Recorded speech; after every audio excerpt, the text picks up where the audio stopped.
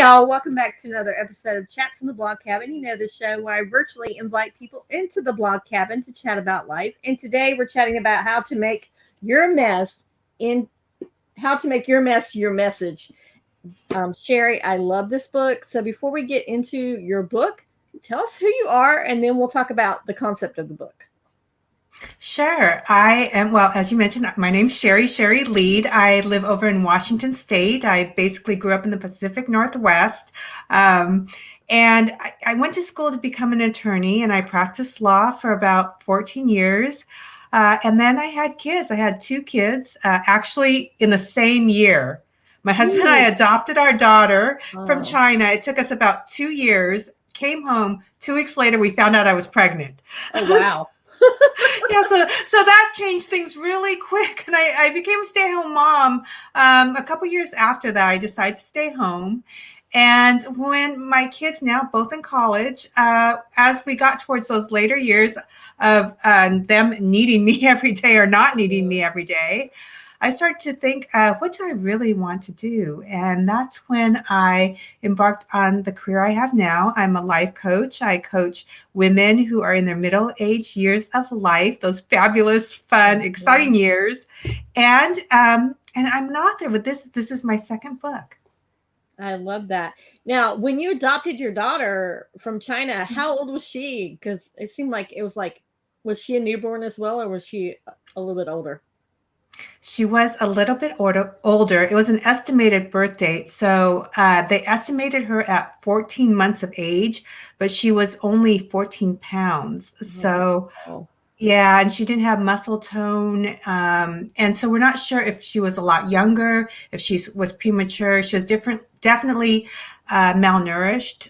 So it turned out to be a real blessing although it was a shock, it turned out to be a real blessing to have the baby the same year, because we were able to catch some of her developmental delays because we saw the baby as he was progressing kind of as you would expect. So it actually turned out to be a blessing.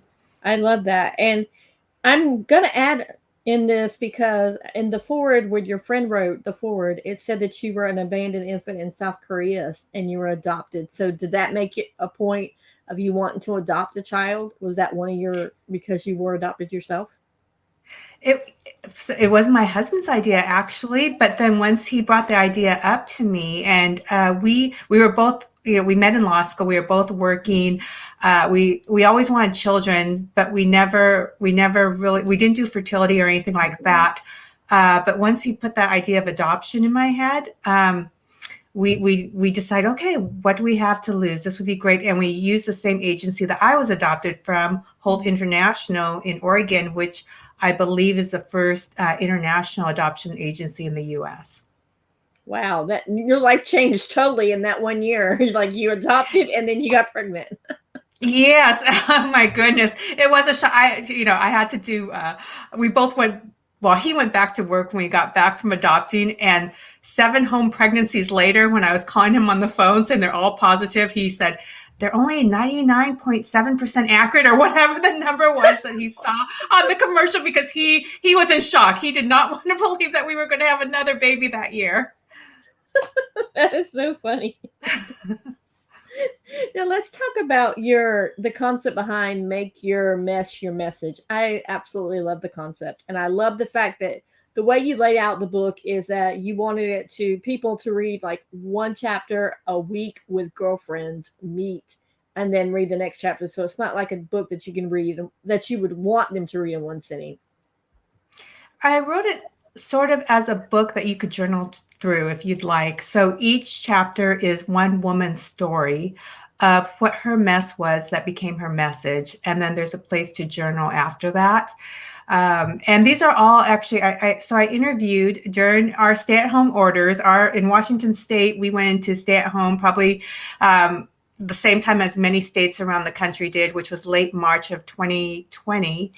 It's just 2020. It seems like a lifetime ago. Mm-hmm. But during that time, I decided to interview women. So these are women that actually are in my life, either long-term friends or some more recent acquaintances and ask them that question, what is your mess that became your message? And I was surprised by the things I learned, even with the long-term friends. Was there ever a point where one woman said, I don't have a message?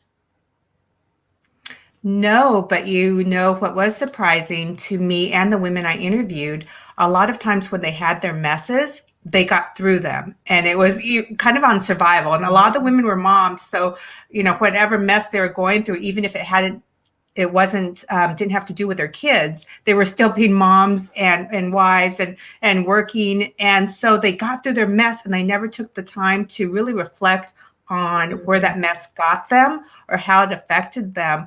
So I gave them the question ahead of time so they had time to think about it, and a lot of them said, wow, this was really healing to actually think that that mess that I thought was such a negative point in my life actually got me to someplace greater than I could imagine. And it really did change my life in some respects. So that was interesting to me, that we don't take the time to look at our messes a lot of times to see where it actually got us. That is so true. Now, was there ever one of your friends or the acquaintances that you interviewed, was it ever, no, I don't want to be a part of the book? There were a couple, so I gave them the question ahead of time, and there were a couple that said, well, that's not really comfortable because my mess that really sticks out in my head involves someone else. And so, yeah, I completely, we don't want to throw all our messes out there. Yeah. And I completely understand that.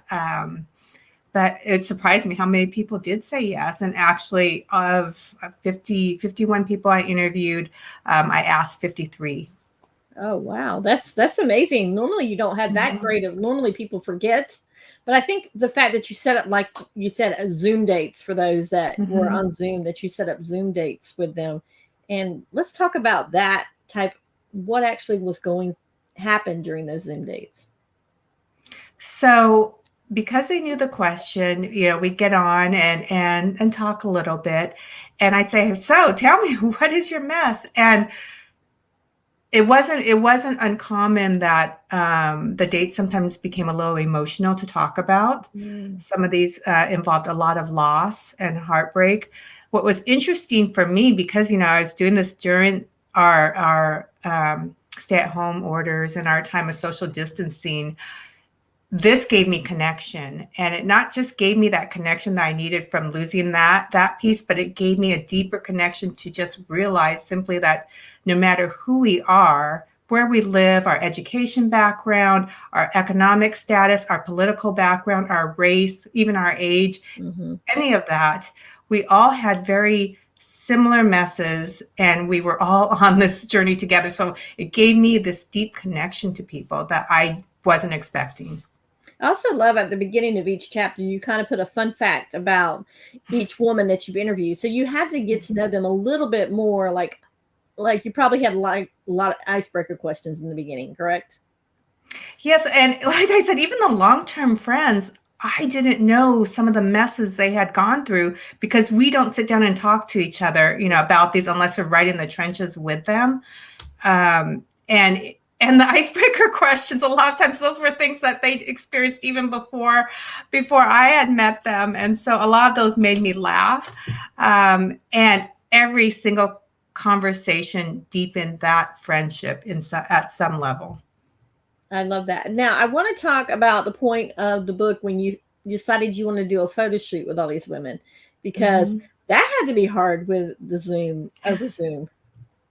It was that was a mess. I have a large TV, thanks to my husband that wanted a large TV in our house. So a photographer came over. She's a friend of mine, professional photographer. She never shot through Zoom, let alone a TV screen. So we had, each woman in a different place with their own lighting, with their own screens, with their own, some on a phone and not actually a computer or a professional camera. So that was a little crazy, but it just went right hand in hand with the book because we could not get together in person. I love that you accepted that it went right hand in hand with the book, because most people, when they want the finished product, they want it to look polished and they want it to look like nice and neat and everything uniform. But the fact that you're willing to accept the mess that was the photo shoot and turn that, because that became a message in the book itself. It did. And the challenge for many women was we had to say no filters. You can't use any filters because it's already hard to shoot through all these screens.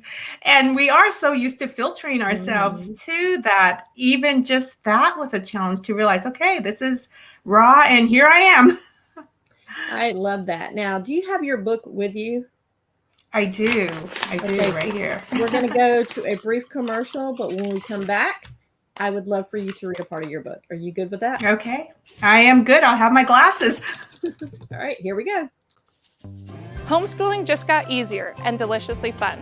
My new book, Dishing Up Devotions, 36 Faith-Building Activities for Homeschooling Families, is a delightful devotional the whole family will love. With encouragement for mom, fun family activities, conversation starters, and simple baking recipes. It's sure to feed your family's faith while building lasting memories in just minutes a week.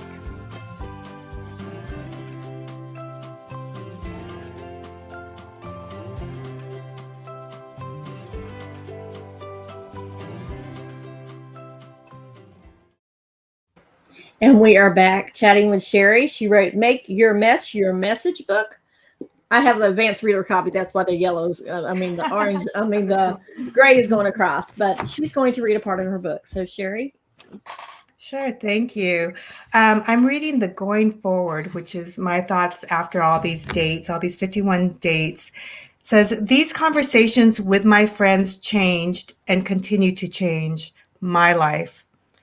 Taking the Mess to Message challenge via virtual dates during the COVID-19 pandemic stay-at-home orders helped pull me through the isolation that I felt as the days turned into weeks, the weeks turned into months, and the months ultimately added up to over 1 year of social distancing.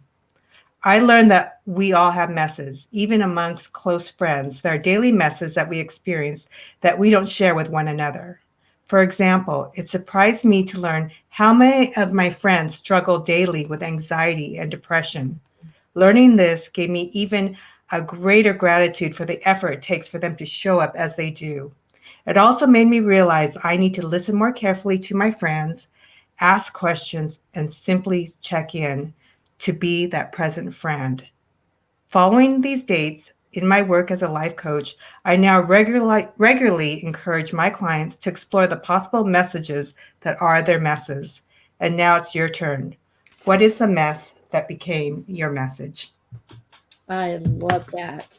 Now, you said earlier you were a former prosecutor, former civil litigator, so you obviously saw a lot of messes there. What made you decide to go down the road of writing a book and putting in? How did you get the concept of writing this book over Zoom dates? So with this book, I was taking a master class, at home trying to find things to do.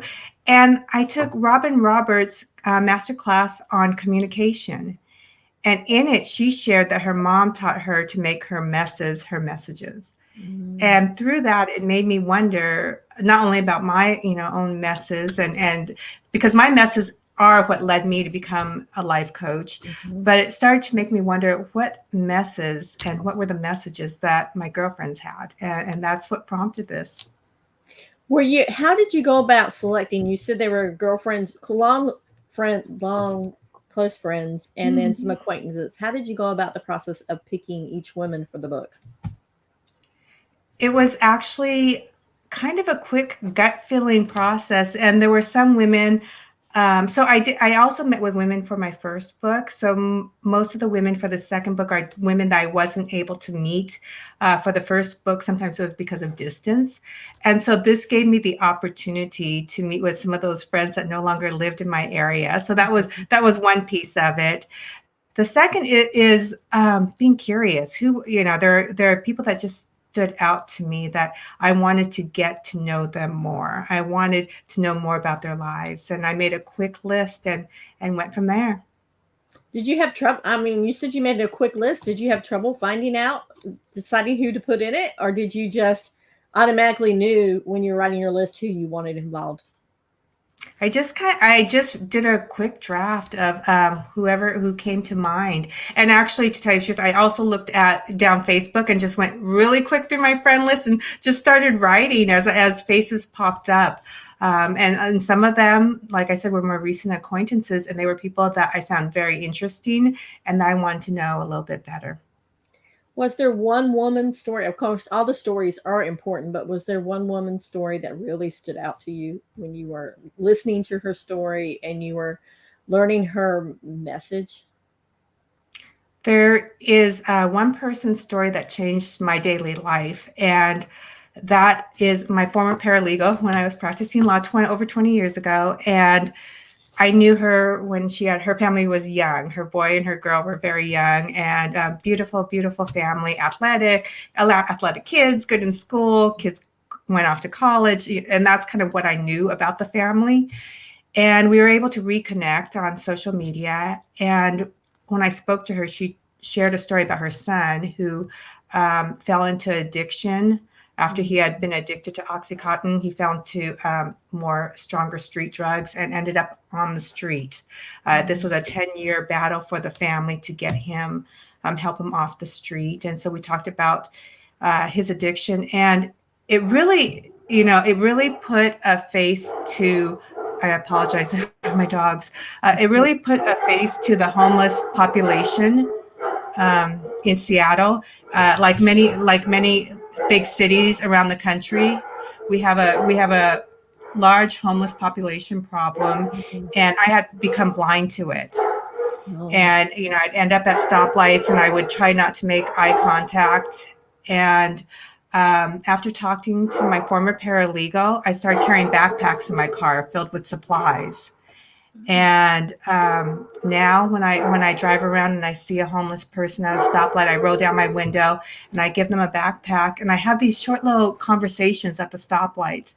And a lot of times this is the best part of my day, when I'm able to have these conversations. And I had one man who made eye contact with me, and he started to tell me his dreams, that he wanted a car like the car I was driving. And he was dead set on all these future plans. And it made me realize that just because you're on the street doesn't mean that you don't see something better for yourself. Wow, that's really impactful. Then when you think about it, you're right. Homeless, they tend to not have faces. Society tends to discard them. So the fact that her mess and message affected you so much that now you're trying to show value to somebody else. It also gave value to her story. Yes, and now I see people as, someone's daughter, someone's son, someone's mother, someone's father, sister or brother. So she impacted my daily life. I apologize for my dogs. I think a delivery person happened to just come by right now. I'm so sorry. That's okay. Like I said, it's the good, the bad, the ugly. It's all authentic. It's what's going to happen in real life. So that's the reason why I want people to know that stuff like this happens in real life. Everything doesn't have to be perfectly curated. Ugh, can't even say the word. I get tongue-tied too. They won't bark all day now, but just that one delivery person at this time. I'm sorry. You're good. Now, I want to talk about the quotes that you've interwoven throughout the book. I love those. How did you go about picking the quotes for this book? Well, I want to make sure that they were anonymous quotes because of permissions. I didn't want to use somebody's quote without asking for permission, and there are a lot in here. So I just started to search for quotes about life being messy and kind of funny quotes too, and things that would kind of stick in our heads. Like my hair is messy, my life's messy, things, all those good fun quotes, because we need to add levity to our messes. So how is important, you just talked about adding levity, how important it is to add levity to our messages, because a lot of times people are so down in their trenches, they really can't see beyond where they're at right in the moment. Yeah, I think it helps, when a mess happens, to be able to disconnect for a second. That doesn't mean you don't care about your mess, but to be able to disconnect, because like you say, when we're down in the trenches, it's hard to see choice and option. When we're able to disconnect sometimes, and a good challenge would be to disconnect and try to think of something funny. I mean, it may be sarcastic what you think of that's funny about the situation, but that little moment of levity may be just the clarity you need to be able to see that mess and see that it's actually an obstacle that's leading you in a different direction. because most of life's messes, when I thought my own life messes, the time I didn't get the, apartment or the home that I wanted, the time I didn't get that job maybe that I wanted, or the relationship that I had fell apart, all those messes I thought were devastating led me to the better home, better neighborhood, the better job, a much more fulfilling relationship. So when we're able to see where the messes actually lead us, it's really, really helpful, or the possible places they could lead us. And honestly, I think that's part of your personality too. I think just by talking to you right now that you can tell the levity that you have, that you actually have to, understand you also did a stand-up comedy routine once. I did. It was something, I'll be honest, I signed up when I was drinking champagne. And so I was sitting at home drinking champagne with my husband, and I always want to do a stand-up comedy routine, but who actually does that? And so I signed up, and I also want to become more comfortable with public speaking. So that was also the reason for it. Woke up the next morning, sure enough, I had signed up, and I thought, well, there it was. So I went through with it. It was such an amazing experience. It was in front of about 250 people. Wow. Down by our iconic Pike Place Market Theater down there. It was fabulous, but that was a one and done. Why was it a one and done since it was such a fabulous experience for you?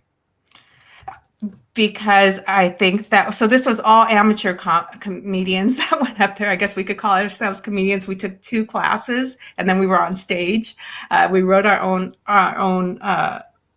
material, and everyone who was there knew that this was our first shot, so they were so generous to us with their applause and their laughter. I feel like the bar is going to be so much higher if I try it again, and that was hard. I gotta tell you, writing your own material, it's so much different than talking to somebody and thinking you're funny versus standing up and doing a monologue and trying to make people laugh. So that was hard. That's hard work. I love that. Now you mentioned that you interviewed close friends and acquaintances. How important is it to have girlfriends in your life that are like right there with you, in the trenches with you? If you call, they're going to be right there with you. I think it's why I lied about my dogs. So they go again. I think it's incredibly important, and I am so blessed now at this age. I'm turning 52 next month, to have such a diverse, large group of women in my life that I can count on, no matter what. And I think a lot of times for women, that especially as we get older, to have those female friendships, especially if you can find female friendships of all ages, it's very helpful to see what someone else has gone through. That's the person I could contact, or to feel like I'm a mentor to a younger friend. That's very fulfilling as well. Is that kind of what led you into life coaching? What led me into life coaching was actually I had breast cancer when I was 47. Oh, wow. And that experience and going through it, and people telling me that they were surprised by the perspective I carried as I went through it, made me realize that there's something here for me to be able to teach other people or to help guide them, so that these kinds of life experiences, though difficult, are not as devastating as they often are. So that led me into looking at life coaching. So that was the catalyst. So that was basically your mess, and your message was the breast cancer diagnosis and going on the other side to help other people. Yes, yeah, definitely. And I had I had a couple. Both hips replaced. I had in my 30s, and so there have been a lot of messes in my life. And I'm hoping the next ones aren't physical, but yeah. We'll see what happens. But yes, there are a lot of messes that have led me to where I'm at, and have helped me actually become a better person, I believe. And that brings it to the next. You just said hope that your next messes aren't physical, but that's what people don't seem to realize, is that messes can be mental, physical, emotional, spiritual, all that. So let's talk about the different types of messes that you hit on in your book. Yeah, so there are messes from identity issues that start at young ages. That's several people, to divorces, to loss of job, to illness such as cancer. I apologize for my dogs. There are everything to children. To being a mother, to having children with significant disease and illness. There every type of mess. I think as you mentioned, even yes, and even spiritual messes too, were covered by the women in the book. I absolutely love that. And I love the fact that they were open enough to talk to you about this and consent to being in the book. Because a lot of people, they'll talk about their messes, but they won't consent to being in somewhere where people are going to be able to read and their pictures up there. So, their friends see it and grab the book and they're like, oh my goodness, this is my friend. I know her. I didn't realize this happened to her. A lot of people are very, because it's such a shame-filled society. Mm-hmm. Yes, and doing this also helps. It really helps take away that judgment piece, because once you see that other people have these messes too, and we're talking about them, it takes the stigma away from a lot of these things like divorce or addiction, or identity issues or loss of job. Things that we think are maybe failures. It takes the stigma out of it, and it helps all of us, I think, when we hear these stories. What is the one? I know we talked about the one message that affected you the most, but since you were a stand-up comedian, what was one of the one message that you kind of found? I don't want to say humorous because a lot of messages aren't humor, but it's the one that you got like the feel good, like you're laughing and you can go back and read it and know that this is going to make your day. Okay, well, here's a good one. One of my girlfriends always thought her mess was that she's not a planner. She does things spontaneously, including like international trips. She just goes. So one of her non-planning things was going to, I think it was Kauai. And I've never been there, but I guess it's a very, it's a small island. It's not populated like Oahu. And so she went there thinking on a family trip with her 2 young kids and husband, and they got there and there were no cars to rent. And it's not, at that time, it was before Uber, and not very walkable, not a lot of taxis. So their family ended up in a large U-Haul truck their entire stay. And, they had the kids on the floor. They were holding them so they didn't slide around in the cab area. Everywhere they went, it was hard to park. People actually were really kind to them because they thought they were locals just moving because no one drives a U-Haul around there. But it turned out to be one of their best family vacations, the most memorable for the kids. And she realized that a lot of times what she thought was her mess, because she always thought it was a negative that she didn't plan and she was flying by the seat of her pants sometimes, that actually turns out to be a positive in the sense that it's given her the most fun in her life, the greatest memories, and also the people around her have been able to experience things that they would have never experienced before because of her spontaneity. So she had a number of stories that were similar to that, of how the spontaneity worked. And it was good for me because I'm such a planner to hear, there's another way of doing things. And you said the number of stories that had her around not being a planner about her spontaneity. Why did you choose the U-Haul one? That one, because I think I could picture it when you asked me that question. I also pictured that family in my head driving around with a large U-Haul. And for many of us, doing something like that might have ruined our vacation, daily, and not being able to comfortably go to different places, having to figure out where to park away from the hotel and all of that. So I just picture like this movie with, Owen Wilson or something like that, and Jennifer Aniston and this family vacation. So that stood out when you asked that question.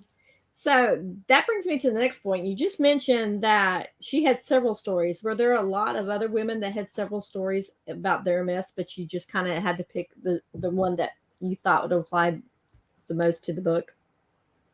So I asked them which story they'd want to focus on, and so we could talk further into detail. Because of course, was your mess that became your message? Most everyone said, "Wow, that was hard to choose." Yeah.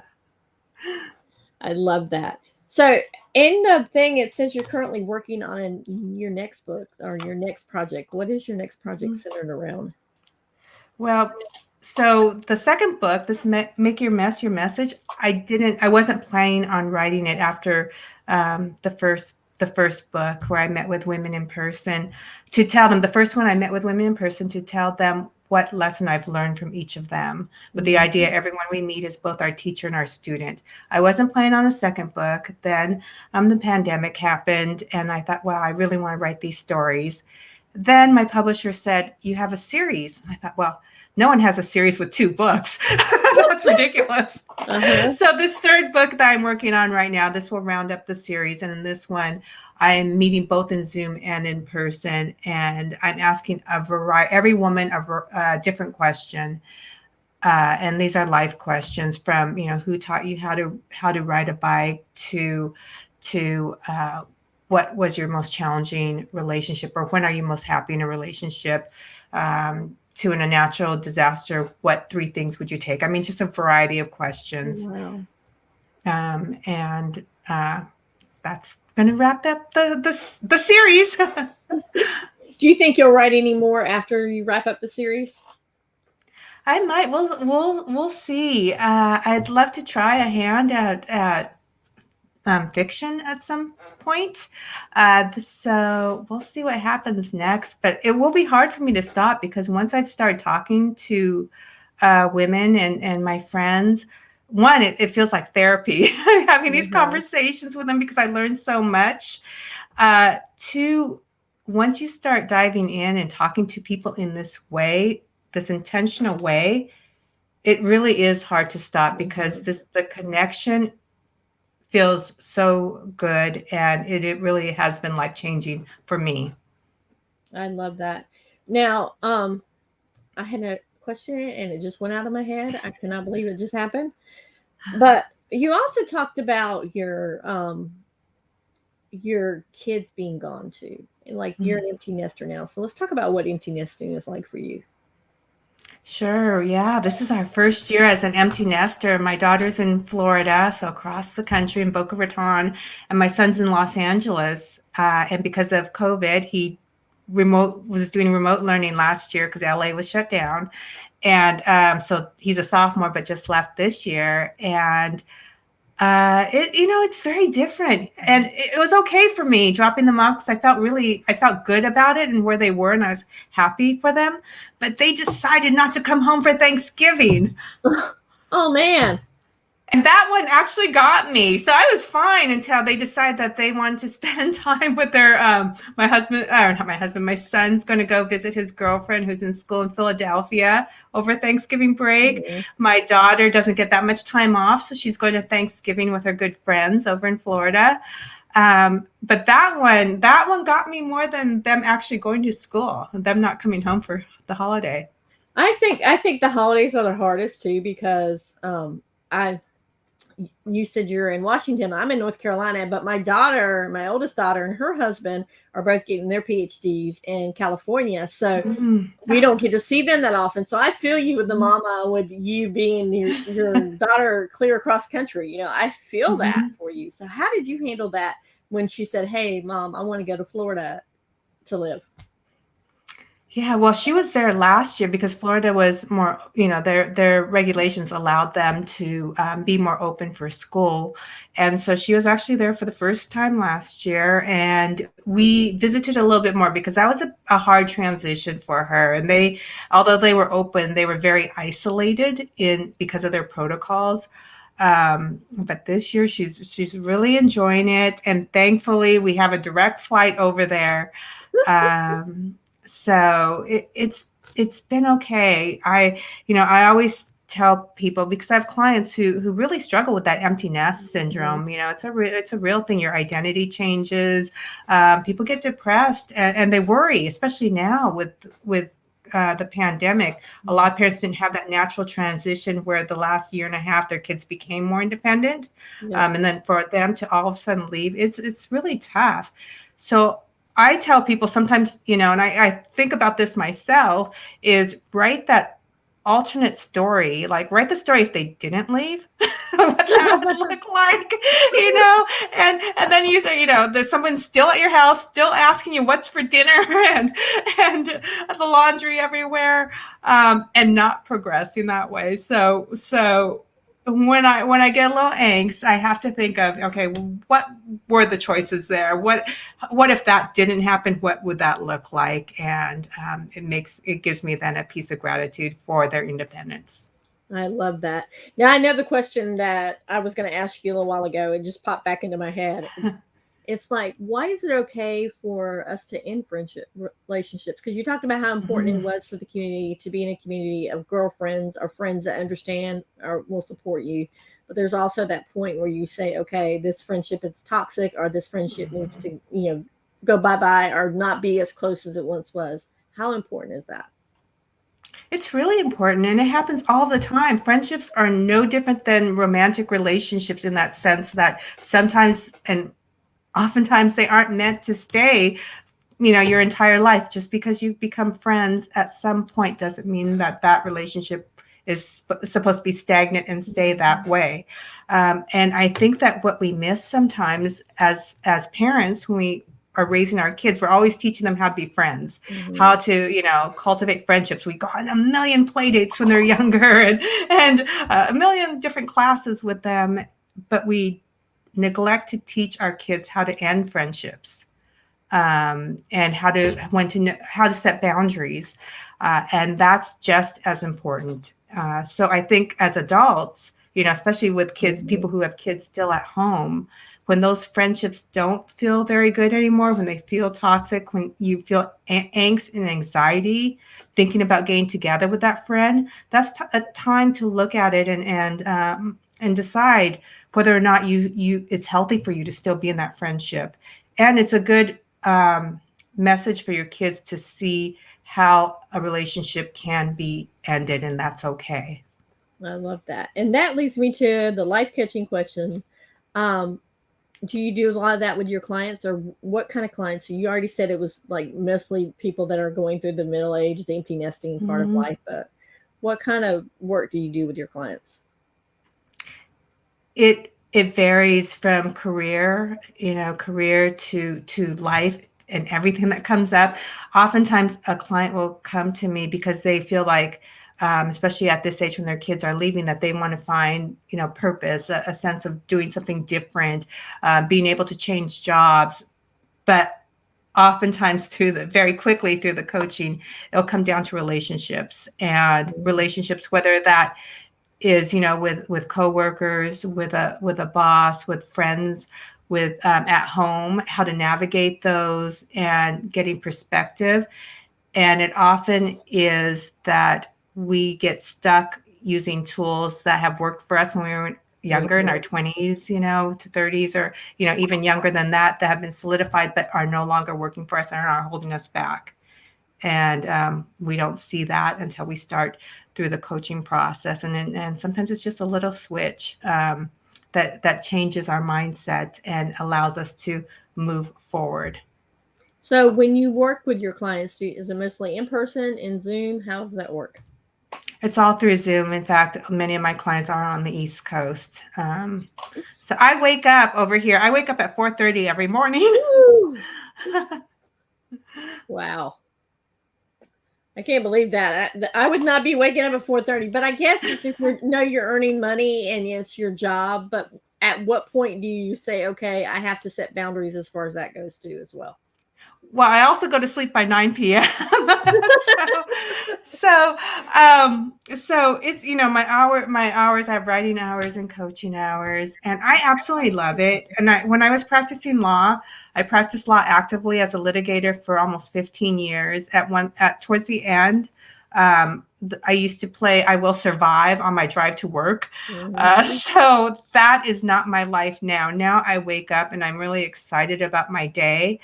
And I truly love what I do, which tells me I'm in the right place. So while I did need to set boundaries with work before, clearly if I had to play my theme song was "I Will Survive." Right. I wasn't taking care of myself, but right now I strongly feel that my work is so in line with what I feel inside that I don't even, it doesn't feel like work. Oh, I love that. It doesn't feel like work. But and I Mm-hmm. also will say that the setup of the book is kind of like you're being coached by you too, because it's like the Mm-hmm. mess and then the message and at the very end, and then you have like an action step that you have to take. So why did you decide to do that type of writing when you write the book, that you gave the mess, then the message, and then the action step at the end of each chapter? When I met with each woman, I told them that I feel like I'm meeting with each person when I'm supposed to be, because I think their story will resonate with at least one other person who reads it. And that's how I write. It's not to affect, the masses, but I think that there's Mm. that one person that needs to hear this story. There's that one woman out there that's going to read this. There's going to be a prompt there, and they're going to think, oh, wait, I can do something different, or I can see this in a different way. And so that's why it's written that way, to kind of prompt and to get that, be the catalyst to thinking of, hey, how can I do something maybe just a little bit better so it feels better? I love that. What has been the response to the book? Have The people come forward response to you? the response has been really good. I've been so surprised. When I started on this journey of writing, I thought I was just going to have to like kind of beg people to look this over and read this. But the messages that I've received from people who have connected with the book, and some of the, talking to people such as yourself and having these types of conversations, Mhm. all the people I've met because of this book. I mean, it just keeps um, it keeps growing, and it's like that. I think of it as that, you throw that little pebble into the water and the waves Mhm. keep going, and that's how I look at this book and the stories that people have told me, and how it's continuing to touch different people. I love that. Now, our time is almost up. Before we get into where people can find you at and everything in your book again, is there one last nugget that you want to leave with?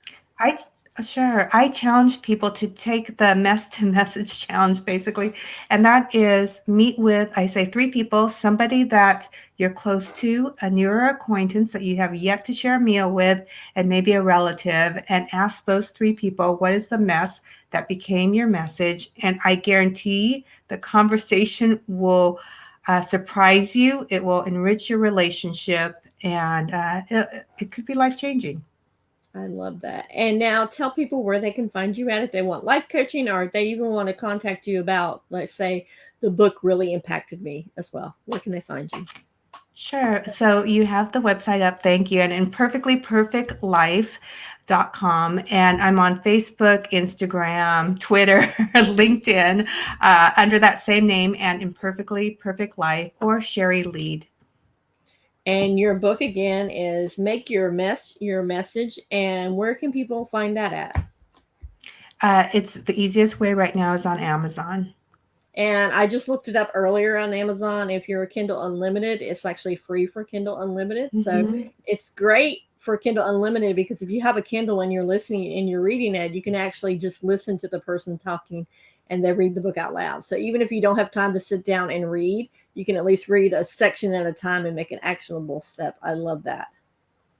That's great. I never thought of that. Thank you for that nugget.